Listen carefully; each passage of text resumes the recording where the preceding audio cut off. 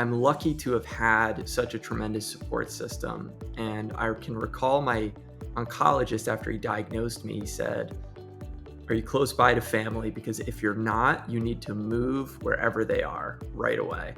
Well, Jace, welcome to the Doctor's Pharmacy Podcast. I'm really honored that you decided to join and tell your story, which is compelling. It's moving.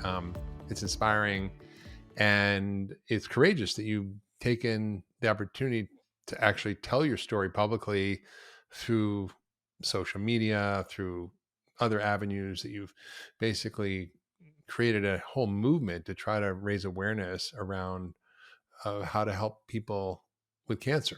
And you're now 26, right? And you were vigorous, healthy, energetic. You were kind of ripped. I saw you on Instagram before you got cancer, and then you were 25, and boom, out of nowhere, you got a bunch of weird symptoms that were initially misdiagnosed and turned out to be a B-cell non-Hodgkin's lymphoma. And for those who are listening, that's a lymph cancer that is not uncommon. And in fact, my sister had it, and it really is one of those sort of things that can hit younger people, but we're also seeing a rise in cancer among younger people in general across other cancers. So Jason, I just want to sort of honor you and also kind of invite you to start by sharing kind of the story of how this happened, what was going on in your life, and then how you began to kind of metabolize this experience and actually metamorphose it into something good.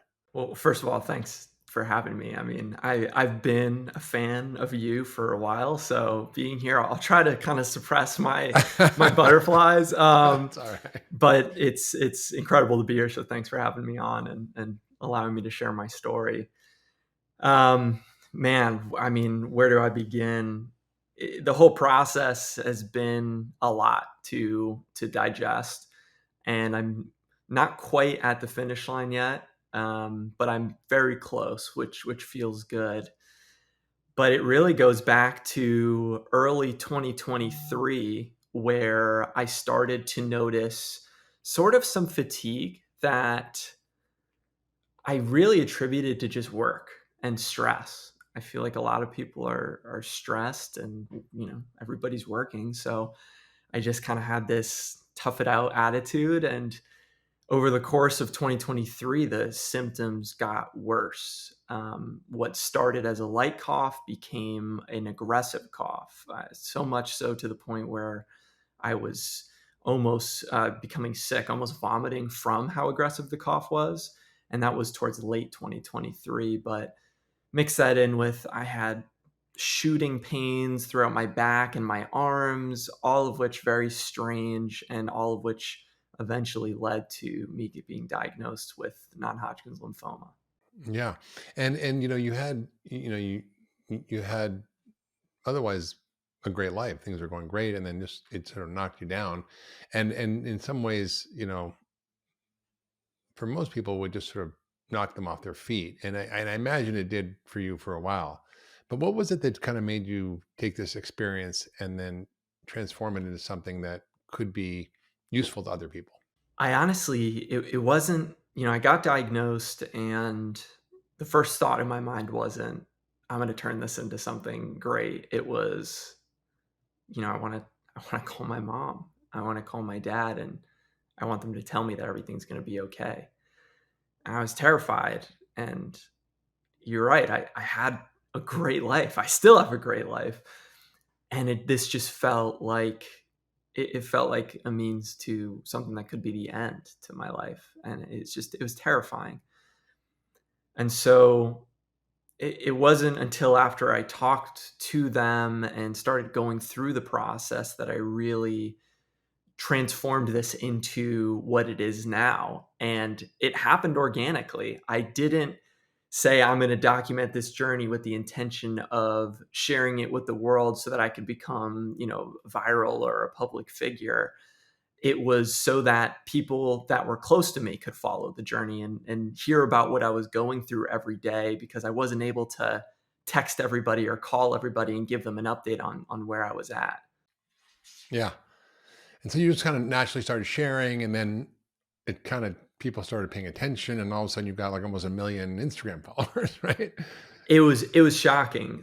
I mean, the way it truly went was I posted initially on my personal Instagram, which just captured my close family, friends, acquaintances that I'd met over the years, high school, college.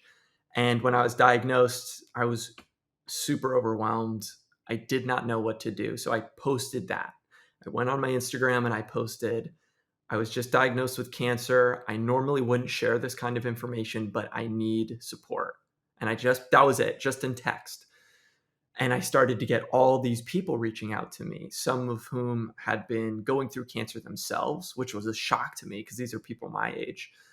Some of them had family members that were going through cancer. And what emerged from that was every day I would get phone calls and text messages. What's the update today? How are you doing? And as I was tackling all of this, that became overwhelming. So I resolved to form what today is Jace Beats Cancer. And I posted it on my personal Instagram and I wrote, if you want to follow along as to my daily updates, I'm going to be posting them. I promise to be open and honest on them. And here's the account and go ahead and follow. So for a while, it was, me and a couple hundred of my, family, friends, acquaintances, and people that I knew. And I remember I was in the hospital as I was getting chemo, posting the updates as I normally would. And I woke up one morning and I opened my social media apps and there was 20,000 followers on one of them and 40,000 on Instagram, and I was blown away. I said to myself, I don't know what's going on here. Like, what's happening? People want to watch this. So it was great.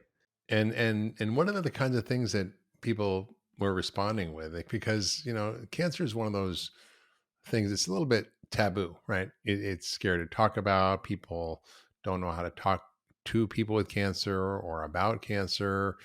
It's sort of, it's got a stigma to it, and there's often not an outlet for people to actually have a conversation about it who have it.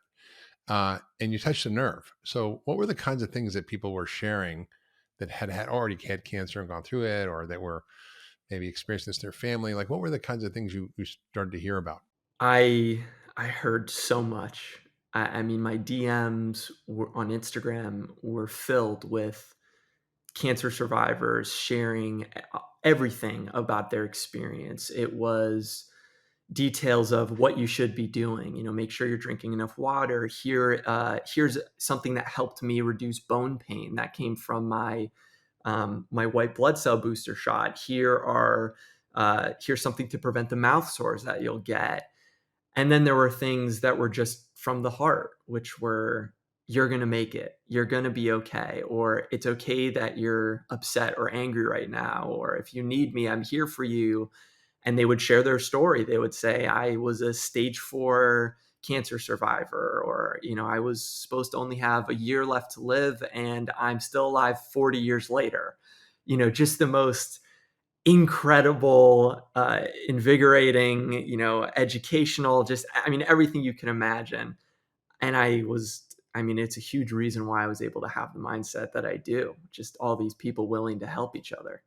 So, just in the process of just sharing your story from a vulnerable place, it actually brought out all these people who then started offering you gifts and being your Yes. support system and sort of helping you actually navigate the process from everything from how to deal with the physical challenges of getting chemo and radiation to how do you deal with the psychological and emotional and spiritual aspects of like having this diagnosis at 25 years old. Yeah, it was the most incredible thing. And coming from a place where, growing up, I was consuming content, and a lot of the stuff out there can be negative, or you see people online and they're maybe not being so nice. To have so many people come to my profile and just showcase the love that people in this world have for each other was super eye-opening and a testimony to the goodness that exists. And again, just I feel was a crucial part of my recovery and me beating cancer. And just for people listening, we're recording this podcast in this really vulnerable window where you finished radiation and chemotherapy, which was what, a 6 month process. Yeah, just about it's about 6, 7 months total. Yeah, it's a lot. It's a lot to go through. You lose your hair. You get sick. It's it's not fun. And you're done. Like you did the hard stuff, and now you're in this window of 6 to 8 weeks waiting until you get your scan to tell you whether or not this is completely gone or if there's still work to do. Right. So, can you tell us about what that experience is like being in this? And when we post this podcast, I'm sure we're going to have an update. We'll include it for those wondering. But what's the experience like for you in the middle of all this? You reported like crying on your last radiation, just sort of with relief, and like it was very moving. Every moment is different in its own way, but right now, I'm in this. I, I kind of call it. I want to call it a vacation almost. Um, I'm in this middle world where I can't even put into words how I'm feeling mentally about what I just went through. I think about it and it makes me. I mean, I have I don't know if I should call it grief, but I mean, all this time that just I spent fighting for my life and staring death in the face every day and going through procedures and spinal taps. It's a lot to digest. And every time I finish a checkpoint, a major treatment, like when I finished chemo and when I just recently finished radiation, a piece of that weight is lifted off my shoulders, and it's emotional and it's intense and it just feels like I'm that much closer to being finished. So right now I'm in this middle ground of I just finished the hard stuff. I just finished, I'm done with the chemo, I'm done with the radiation. The fatigue is slowly getting better every day that I'm out of radiation, although it's still present. And I'm just enjoying that. And on the other side, I do have this anxiety where I have all these what ifs, but I try my best to pay those no attention if I can. I try to steer clear of those and just focus on what I know right now and what I know today. And when I get to that point where I do the next PET scan and they tell me what I need to know, I'll process it then. But for right now, I'm just trying to enjoy the moment and being here and being present. That's beautiful. I mean, that's very courageous. I mean, it's hard to stare death in the face and kind of meet it directly. And I'm wondering what that experience was like for you and how it's sort of been through the last months of treatment, because I'm sure it's been up and down. Like there's moments of kind of I got this, and there's probably moments of like, oh fuck, right? How can you share a little bit about your inner journey around this? Yeah, I posted so much of the raw truth of what this looks like, but I wasn't able to grab a camera in every moment and grab my phone. And I had some really dark times. And I've talked about that in a few videos I've posted, but there are days where I was getting chemo and I was so weak, and my dad's standing there with me, and he's watching his son get another chemo bag hooked up, and he's staring and he's just wondering, you know, how can I take care of my son right now? What can I do? And to see my dad in that spot where he wants to do everything, he wants to take this away from me. He wants nothing more than for me to be better, and for him to not be able to do anything, and for everybody to be so weak. Those are some dark times. Those are some dark moments, and all you can do is just do your best. That's it. You could just do your best in that moment, and you hug people that you love, and you thank the doctors and you thank the nurses that are there who are saving your life every moment and asking for nothing in return. And you try to create this fortification mentally around yourself where it's how can I be honest and truthful to myself and those around me? And then also, how can I make sure that I'm being strong for myself? And those were the moments that I embraced. But everything from those moments to, there were times where I was at home and it was just me and my girlfriend, and I'd be in the bathroom and the chemo's making me sick and I'm throwing up and I have no energy, and she's having to pick me up off the ground. This woman that I love, and, help me back to bed. And I can't get back into bed. So, we had to get a stool so that we could step up on the stool and climb into bed. And it was hard. I don't have all the words for it, but there were hard times, but there were beautiful times too. Wow. I'm very, very touched by that. I mean, you know, I can't really imagine. I mean, I haven't been through cancer, but certainly been as a doctor, helped many patients through it, and my sister, as I mentioned, and it's I'm sure there's a lot of thoughts that go through your mind. There's like, why me, and WTF, and like, what caused this, and did I do something to make this happen, and what do I do now, and how do I prevent this from happening again, and right, all that stuff I imagine is going through your inner dialogue, and being being human, our minds sort of tend to have a mind of their own and can sometimes hijack our kind of higher self, I would call it. So how did you sort of navigate that kind of terrain between your lower self and your higher self in this process?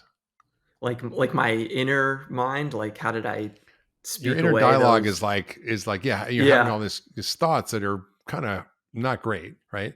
That may not be connected to reality, that are just fear or belief or projection. And how do you kind of tap in for you? I'm just asking you, for you, how did you tap into this place where you were able to sort of persevere and end up where you are now?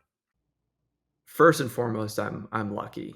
I have so many friends and family close to me that are there for me, and not just there for me mentally, but physically are close by. My parents, or my mom, lives only 30 minutes away.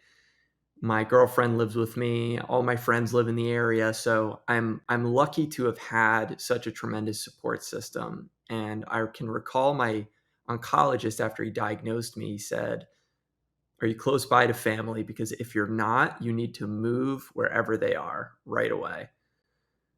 And it was true, because you can't take this stuff on alone. So to answer your question, first thing that I need to give credit to are the people around me. They helped to quiet the other thoughts I was having. They helped to distract me from the pain. They helped to distract me from those thoughts that I didn't want to have. And in the moments where they weren't around and those thoughts were seeking in, you know, the fear for my mortality and what's next, and what if this comes back even after you beat it, and all these what ifs, I leaned on the things that I loved.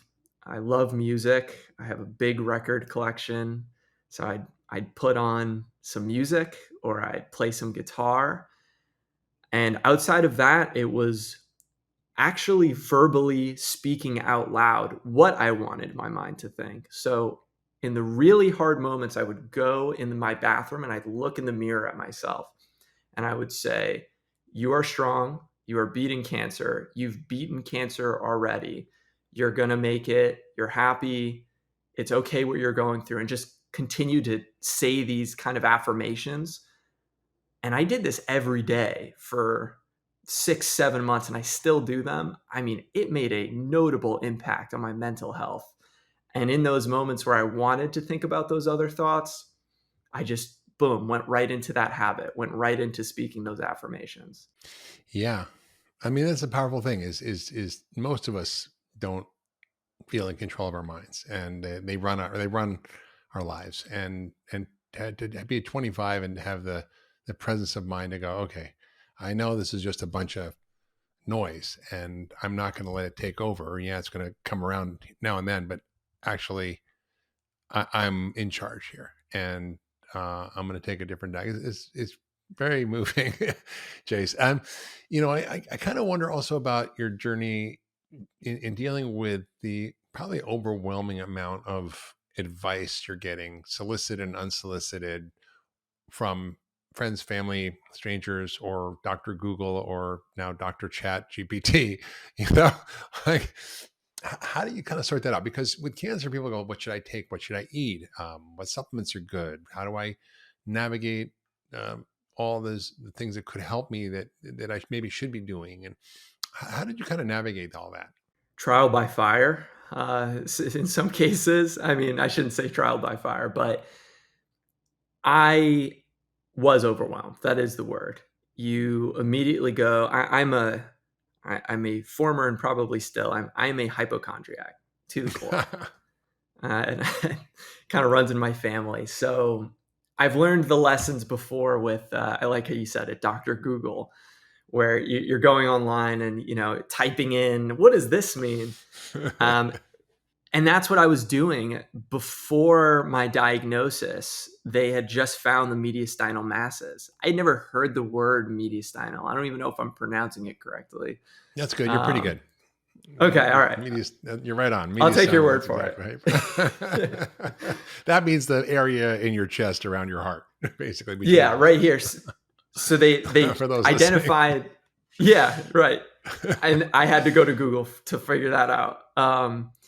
So I started going to Google, looking up mediastinal shadows or masses, and you get all this information. What does this mean? Here's a few links here. And something that I've become aware of and through this experience is there is a enormous amount of information available on the internet, which we all know. But figuring out what's credible and what's not credible can be a harder task for somebody who doesn't know what they're looking for and where they're looking.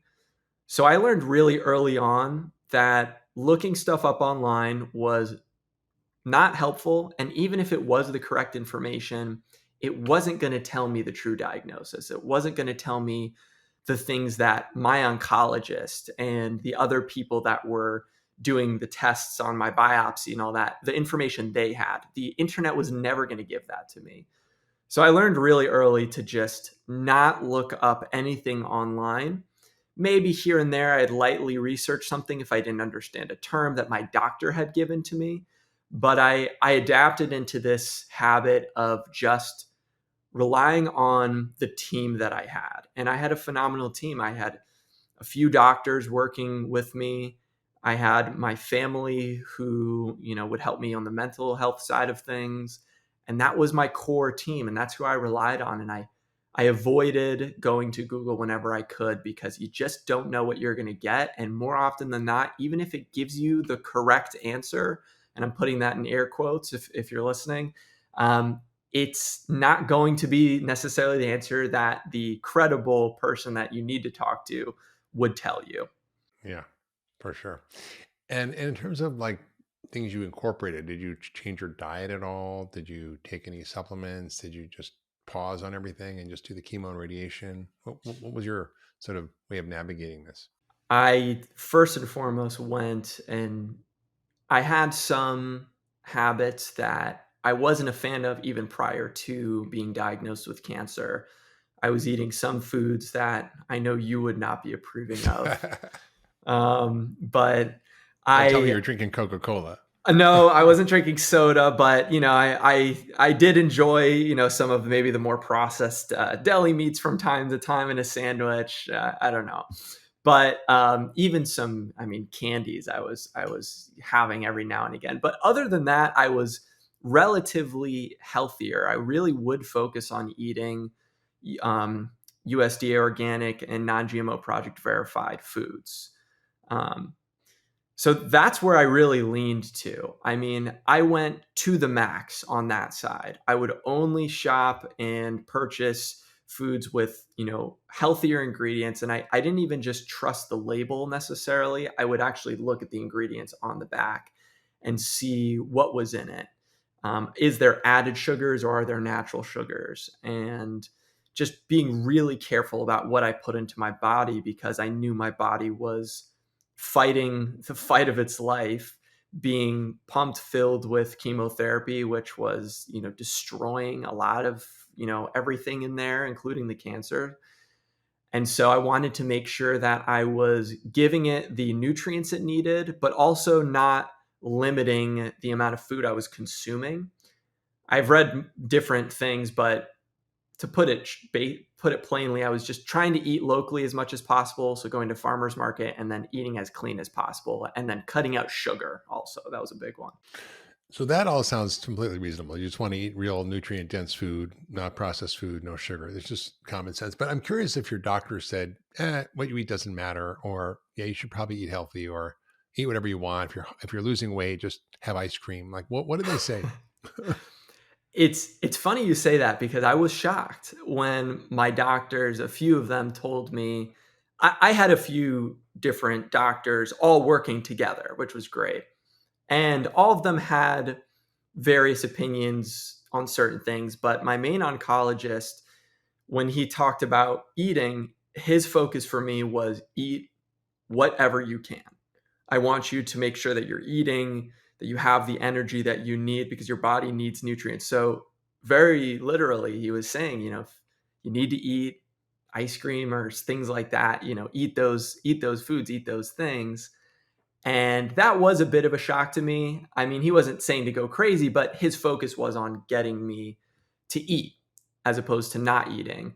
Um, but when I would look up online, and I'm curious to hear your take on, I mean, I read all these things about sugar, being a fuel source for cancer and tumors. Is that the case? Are you asking me? Yes, actually. I think that the data is very clear on this, that insulin resistance and sort of metabolic syndrome, which is a result of eating sugar and refined carbohydrates, drives most of the major cancers that we have today: breast cancer, colon cancer, uterine cancer, prostate cancer, pancreatic cancer, and not so much the lymphomas. I don't think the lymphomas are directly related to diet in the same way that some of these other cancers are. But that said, there's just an enormous amount of data on how to help people through chemo and radiation using things like even a ketogenic diet. And the reason is that cancer only has one source of fuel, which is carbohydrates, whereas your body can run on fat or carbohydrates.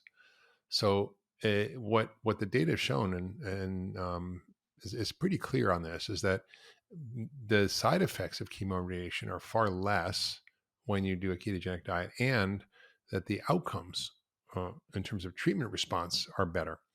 So I think in some cancers it may be more or less important. And I imagine for non-Hodgkin lymphoma, it's probably like less important. But I think it's still, I think, a really important thing to think about. And when I was in residency, I had a professor who was oncology. I did the oncology rotation, and I said, just because I was very interested in diet and nutrition, and even back then, and I said, how much of the cancers we're seeing are diet related? And I thought he would say like 10 or 20%. He was like 70%. And this was back in 1986 or something, you know?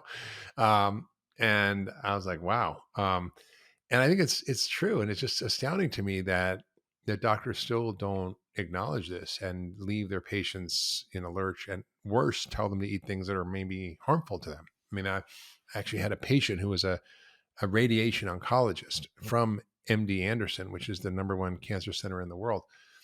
And, although people from other cancer centers might argue that, but it's basically right up there. Like, I think it's where Kate Middleton went. It's where, like, it's like, it's the place. And he was like, listen, I'm so frustrated because I completely understand what you do, and I understand the importance of nutrition, and I sort of just kind of at a loss of what to do in the oncology space, even at MD Anderson, because the nutritionists and the doctors there are telling people to eat ice cream and eat whatever they want.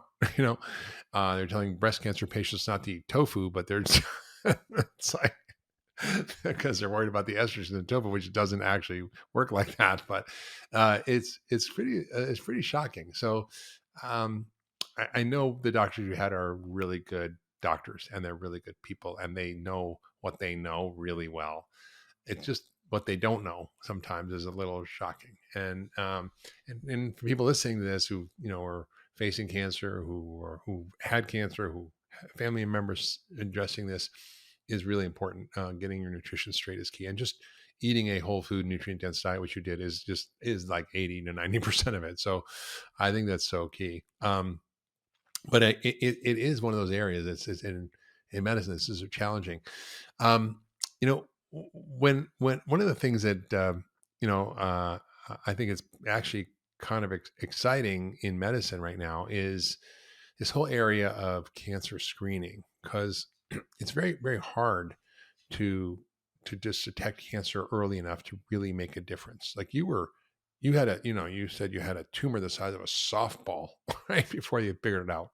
I actually had a doctor correct. I said it to him. As my radiation oncologist. I shared with him, oh, that's where my softball was. I joked about it, and he said softball, and I thought he was going to tell me it was a lot smaller. And I was like, oh, maybe it was dramatic to say softball. He goes, no, it's probably closer to like a volleyball. A volleyball, yeah, right, I was like, that's right. great. It's like this big, right? So think about it, and so often cancer is detected late, and do have screenings like mammograms and Pap tests and colonoscopies and PSA prostate tests for blood tests, but they're not that great and they're not that sensitive. And what's really emerged, I hope your oncologists are going to use this for you, is what we call liquid biopsy. Have you ever heard about this? I haven't. So, you know what an actual biopsy is because you had one where they have to stick something in you and take a piece of tissue, and it's a surgical procedure. It's not fun. This is basically using blood, a blood test that now we actually have the ability to order this. The main company that does this, it's called the multi-cancer detection screening test, and it looks at over 50 different of the most common cancers, and through a simple blood sample can detect really early, a year to three, before you ever get any symptoms, before you can see it on other diagnostic scans. So it's called Gallery by Grail, and I use it now routinely in my patients. In fact, I just had a patient recently who had some weird symptoms, and I'm like, oh, something's off. And he would have gone on for quite a while, kind of like you went to doctor, and you have reflux, or you have a heartburn, or you have a high hernia, you have whatever. But I kind of clued into something wasn't right. And after 40 years in medicine, my intuition's pretty good. And I'm like, you need to get this test. And he went and did it. And he had actually a Hodgkin's lymphoma, and it showed up on this blood test. And so, you know, these are kinds of things that are really important. And actually, I co-founded a company called Function Health, where you can actually get this kind of testing. And I certainly do it as a routine test now for myself, and I recommend it to my patients. But the question is, even when should you start? Like, do you start when you're 50 or 60, or you start when you're 30 or 20? Like, I don't think we really know. But it's as cancer rates are rising in the younger population, as people are struggling to kind of learn how to navigate this, the beauty of this test is that it helps you detect it very early before it's spread anywhere. So there are tumor specific liquid biopsies that your oncologist may want to talk to you about. But this is a part of now cancer care, which is these liquid biopsy screenings, rather than just waiting for a PET scan. Or, I had another patient I had who was given a clean bill of health, but a shaman told her they thought her breast cancer maybe had come back, and she told me the story. I'm like, gee, I don't know, but let's check this multi-cancer detection screening test. And sure enough, she had recurred, and their doctors hadn't found it. So I think it's just for people out there listening who are concerned about cancer, who perhaps want to get ahead of it and do screening. I think this is a whole new era of oncology. So, and then there's lots of other new therapies emerging, like dietary ketogenic diet therapies and other therapies that are emerging around immunotherapy. So I think it's cancer has been in one of those tough things for medicine. Luckily, your cancer is one of those 100% curable cancers, where the odds of you living a long life and dying of old age are high. So that's good. But we're gonna, make sure we keep track of you and follow what's going on. Um, is there um, anything you want to share about you know the, the sort of the effect that actually have you actually creating JSP's cancer and you sharing your story and you trying to help others even while you're in the middle of sort of fighting for your life. What was that like, and how did that impact you? It was part of my healing in a huge way. I Once I kind of started to gain this following, I didn't know it happened overnight. Like it happened over the course of a few weeks, and it was overwhelming. I mean, it was in the middle of this intense cancer treatment, and then all of a sudden, boom, there are hundreds of thousands of people watching you. There's like a pressure that kind of comes with that. And I just knew to myself, I just was like, I'm just going to keep openly and honestly sharing this story, because at this point, making the videos had become extremely therapeutic to me. And as we discussed before, there were all these people that were sharing their experiences as survivors. But on the whole other side of this, there was this community of people that were going through treatment at the same time as I was. And I had not realized that there was this whole other section of people until they started messaging me. And it became this really unique bond between cancer patients. Every time I'd see another cancer patient in person, there was just this unspoken kind of, I know what you're going through, you know what I'm going through, we're in this together at the same time kind of mentality. And having that even through social media and messaging. So Jace, I'm just very curious about your experience of not only being a patient but starting a movement, jacebeatscancer.org, and how you're serving others, right? By volunteering and sharing your story and supporting others. How did that impact you through this whole process? Because you think, God, when I have cancer, like I'm the victim, right? Help me, but you were actually out there supporting other people, and you actually created a whole platform for people to get involved and to support each other and create community, and it's just quite moving. And I'm wondering how that impacted your own journey through this process, because you're still in it, right? So Yeah. It happened organically. Once I started to have this following that just kept growing as I was going through treatment. As I shared with you before, there's this whole one side of the group that were cancer survivors, and this group was there giving me tips and advice on how to relieve pain here and what I wish I did here, and guiding me through this process. And on the other side, there was also this community of other cancer patients going through their own cancer journey. And they would start messaging me or writing letters. And we all started interacting with as many of them as I could. And I realized I have this big platform now. I want to use this for something positive.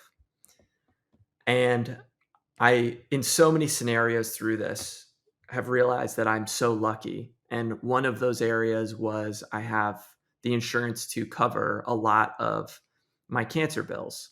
And that's something that I'm very fortunate to have. It's still, there was a lot of costs involved, but when you look at some of these bills, I mean, they will follow you for the rest of your life if you don't have the insurance to cover them. And so I decided that I wanted to start a nonprofit organization for a few reasons. One was to just find ways to continue to unite this community of cancer survivors and cancer patients and people impacted by cancer, the advocates, the family members, and find a place where we can all connect and to help one another. And we do that through, we have a Facebook group, and there's educational resources that are posted, and all of that. And I'm still working out how to do all of it. But fortunately, I have some people helping me. But the other side of it was also people wanted to donate to support me. And as much as I appreciated that, I am lucky, and I had a lot of it covered, and I was going to figure out the rest of it. But I wanted to help the people that didn't have that insurance to cover their treatments, these extremely costly treatments. So that's what led me to initially create this organization. And anybody who was looking to donate to me, I told them I would love for them to donate so that we could give it to somebody else who needs it.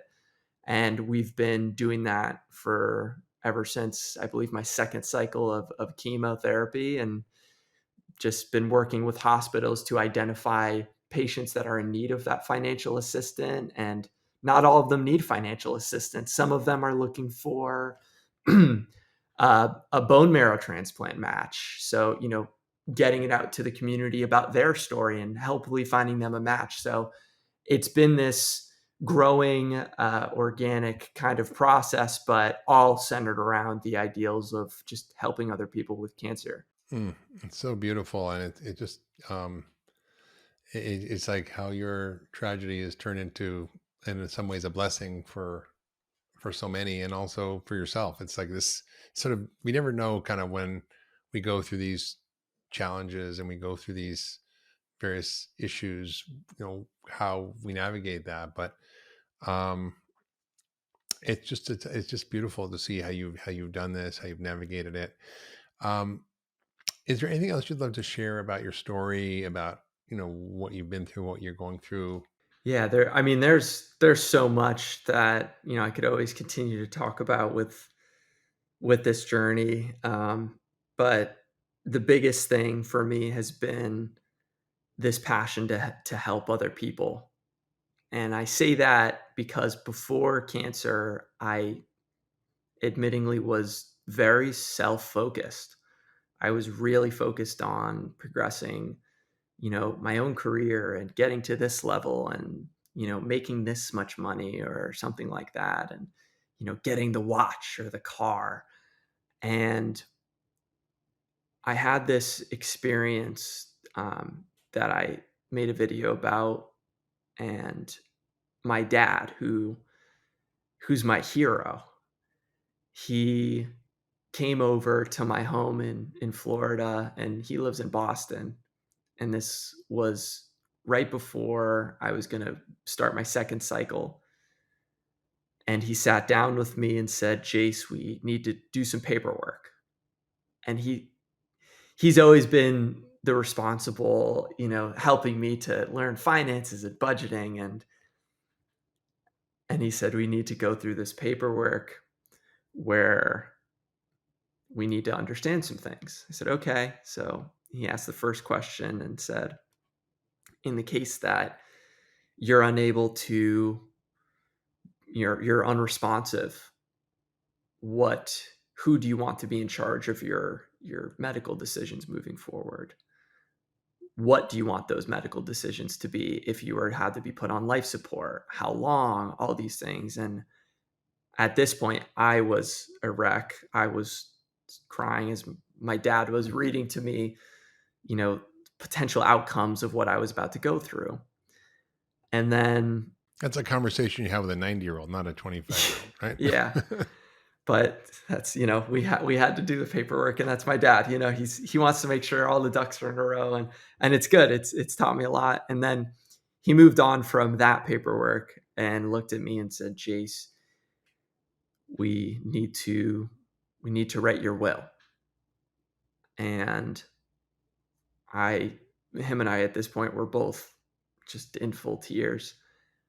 And I had to look at my dad and tell him about all the stuff that I had that I wanted him to have, or my mom to have. And I realized in that moment that I would have given it all away just to have some more time with my dad.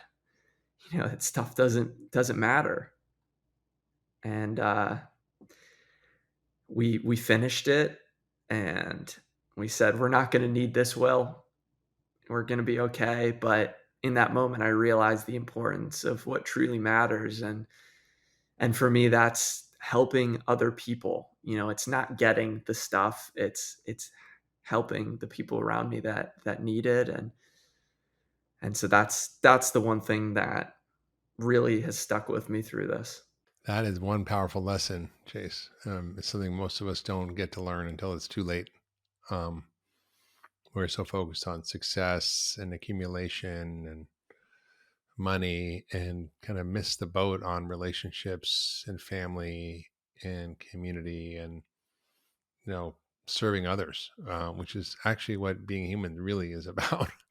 It's not about getting more followers on Instagram or making more money or having this car or this house or this career. It's you know I heard Warren Buffett recently talk about time, and he said, I have enough money, I can buy anything I want. The one thing I can't buy is time. And it's the most precious thing we have, and how we spend it, who we spend it with, what we spend it doing is consequential. It matters. And you've had to face that at a really young age, and it sounds like the Jace that got cancer is very different than the Jace that has gone through the process and is now on the other side of it.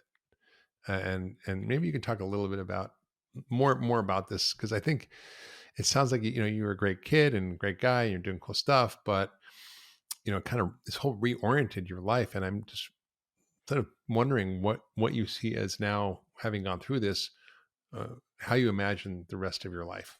My stepmother she's a death doula, which so she frequently meets with people at the end of life and helps them, through what that looks like. And she shared with me this idea midway through treatment where she said, Jace, you have to mourn the loss of your former self, because the person you will be after this experience will not be the same person. And this was a hard concept for me to grasp at first. I was saying to myself, like, I'm Jace. I'm still Jace. I'm going to still be Jace on the other side. And there's a part of that that's true, but she was absolutely right. I become a different person, and the values that this new version of myself has are different. And what life looks to me moving forward holds those ideals. It's the ideas of any time I can spend time with my family, people that are still with me today. I want to do that. I want to make it more of a priority to spend those moments being with those people. I want to spend more moments doing the things I love. I also want to spend more moments maybe doing the things that aren't, in my comfort zone. I always would stretch it a little bit, but there are opportunities that we get that we're held back by, with anxiety or fear or addiction to comforts that we have. And somebody asked me, if you had a second shot at life, what would that look like? And he said, that's the question you should be asking yourself, because you're going to get a second shot at life here.